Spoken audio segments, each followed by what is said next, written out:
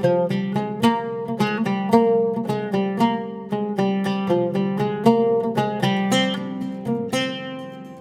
இன்னைக்கு லஞ்சுக்கு ரொம்ப ஈஸியான ஒரு ரெசிபி எப்படி பண்ணுறதுன்னு தான் பார்க்க போகிறோம். புதினா சாதம் எப்படி பண்ணுறதுன்னு பார்க்கலாம். இந்த புதினா சாதம் ரொம்பவே டேஸ்டியாக இருக்கும், அதே சமயத்தில் ரொம்பவே அதிகமான ஆரோக்கியம் நிறைஞ்சது. ஸோ கண்டிப்பாக நீங்கள் வீட்டில் ட்ரை பண்ணி பாருங்கள். இதை நீங்கள் லஞ்ச் பாக்ஸில் கூட வச்சு விடலாம். கண்டிப்பாக குழந்தைங்க கொஞ்சம் கூட மிச்சம் வைக்காமல் சாப்பிட்டுட்டு வருவாங்க, ஏன்னா இது அவ்வளோ டேஸ்டியாக இருக்கும். இது கூட நீங்கள் சிம்பிளாக ஒரு உருளைக்கிழங்கு வறுவல் வச்சாலும் ஓகே, அப்படி இல்லைன்னா அப்பளம் கூட பொரிச்சு சாப்பிடலாம். ஹாய் ஃப்ரெண்ட்ஸ், வணக்கம். என் பேர் Abhi. Welcome to Indian recipes Tamil. வீடியோக்குள்ளே போகிறதுக்கு முன்னாடி நம்ம சேனல் இந்தியன் ரெசிபீஸ் தமிழை சப்ஸ்கிரைப் பண்ணிக்கோங்க. கூடவே இருக்க பெல் சிம்பலையும் கிளிக் பண்ணிக்கோங்க.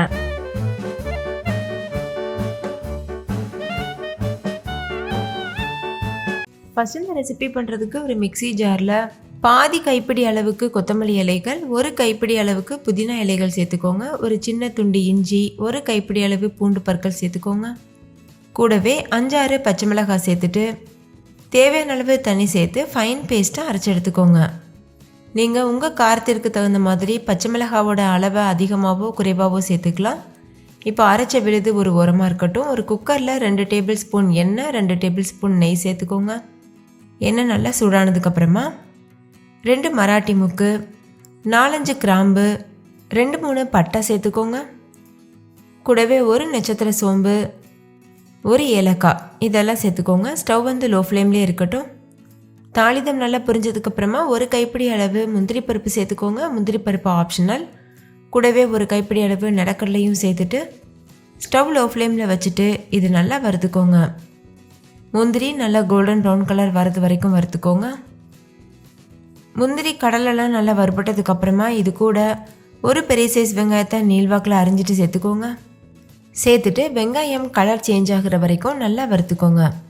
வெங்காயத்தோட கலர் லேசாக சேஞ்ச் ஆனதுக்கப்புறமா ஒரு பெரிய சைஸ் தக்காளியை நீள்வாக்கில் அரிஞ்சு சேர்த்துக்கோங்க. சேர்த்துட்டு இதை நல்லா மிக்ஸ் பண்ணிடுங்க. தக்காளி வதங்கணும்னு அவசியம் கிடையாது. இது கூடவே நம்ம ஏற்கனவே அரைச்சி வச்சுருக்க விழுதை சேர்த்துருங்க. சேர்த்துட்டு இதையும் நல்லா கலந்துருங்க.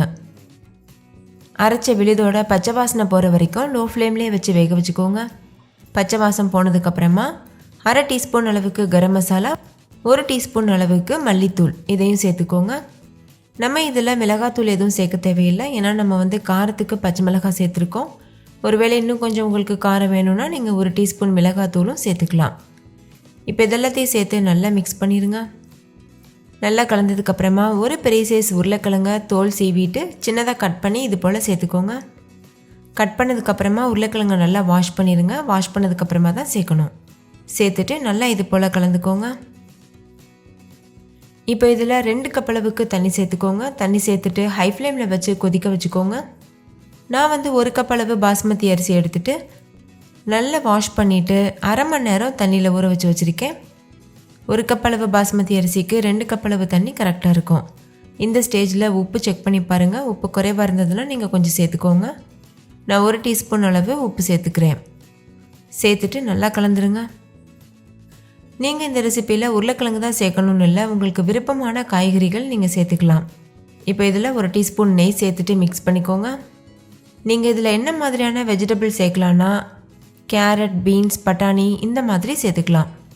இப்போ தண்ணி நல்லா கொதிக்க ஆரம்பித்ததுக்கப்புறமா நம்ம ஊற வச்சு வச்சுருக்க பாஸ்மதி அரிசியை தண்ணியை வடிச்சிட்டு இது போல் சேர்த்துட்டு நல்லா கலந்துக்கோங்க.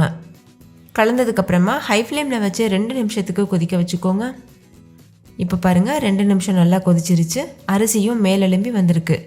இந்த ஸ்டேஜில் மூடி போட்டு மூடிட்டு ஹை ஃப்ளேமில் வச்சு 2 விசில் வச்சு எடுத்துக்கோங்க. 2 விசில் வந்ததுக்கப்புறமா ஸ்டவ் ஆஃப் பண்ணிடுங்க. ப்ரெஷர் தானாக ரிலீஸ் ஆனதுக்கப்புறமா தான் நீங்கள் குக்கர் மூடி ஓப்பன் பண்ணணும். இப்போ மூடி போட்டு மூடிட்டு விசில் வச்சாச்சு. இப்போ இது 2 விசில் வரட்டும், அதுக்கப்புறமா நம்ம ஓப்பன் பண்ணலாம். இப்போ 2 விசில் வந்துட்டு ப்ரெஷர் தானாக ரிலீஸ் ஆகிருக்கு. இப்போ நம்ம ஓப்பன் பண்ணலாம். நீங்களே பாருங்கள், நல்லா கமன்னு புதினா சாதம் சூப்பராக தயாராகிருச்சு. பார்க்கும்போதே நல்லா கலர்ஃபுல்லாக நல்ல சூப்பராக இருக்குது. இது நல்ல வாசனையாகவும் நல்ல டேஸ்டியாகவும் இருக்கும். ஸோ கண்டிப்பாக ட்ரை பண்ணி பாருங்கள். இது கூட நீங்கள் வெங்காய ராய்த்தா வச்சு சர்வ் பண்ணலாம், ரொம்பவே சூப்பராக இருக்கும். ஓகே ஃப்ரெண்ட்ஸ், இந்த புதினா சாதம் உங்களுக்கு ரொம்ப பிடிச்சிருந்துச்சுல்ல? பிடிச்சிருந்தா லைக் பண்ணுங்கள், ஷேர் பண்ணுங்கள், கமெண்ட் பண்ணுங்கள். தேங்க்யூ, பாய்.